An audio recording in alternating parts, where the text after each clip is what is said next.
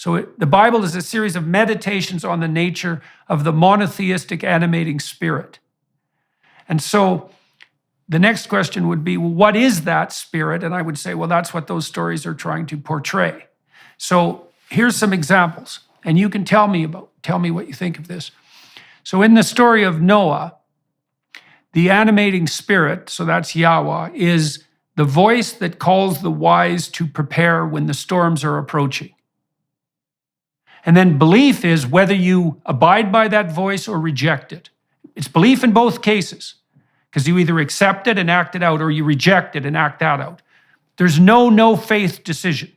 Both of those are a faith decision. Okay, so that's Noah. And then in the story of the Tower of Babel, which is the next story, the animating spirit, Yahweh, is portrayed as the spirit that totalitarians compete with when they build their towers to the heavens, and the spirit that makes everyone speak a different language if that totalitarian enterprise goes too far. That's why everybody ends up speaking a different language, like we do now. We can't even agree on what constitutes a woman.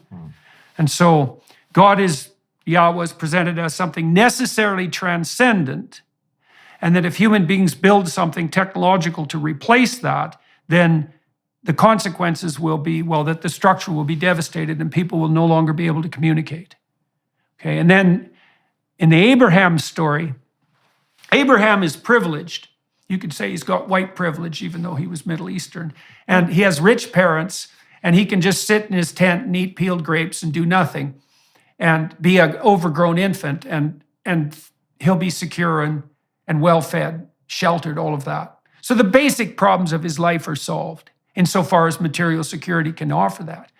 But then a voice appears to him that says, you have to leave your comfort, everything, your family, your tent, your tribe, your nation. You have to go out in the world and make your way.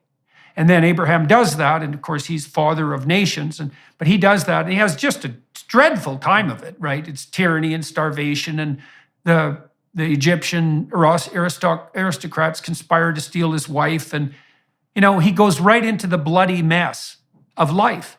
And Yahweh is put forward as the voice that calls him to adventure.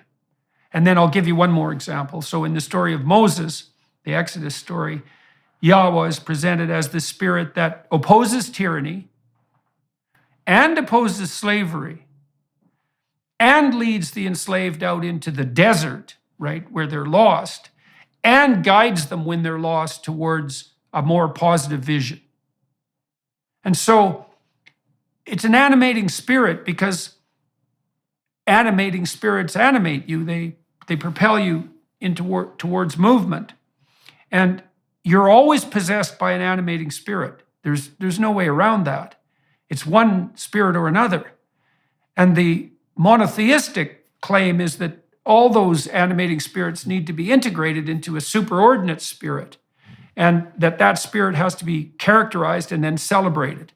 And so, so that's my counter proposition to the atheists and the agnostics, is that I think that's all just true.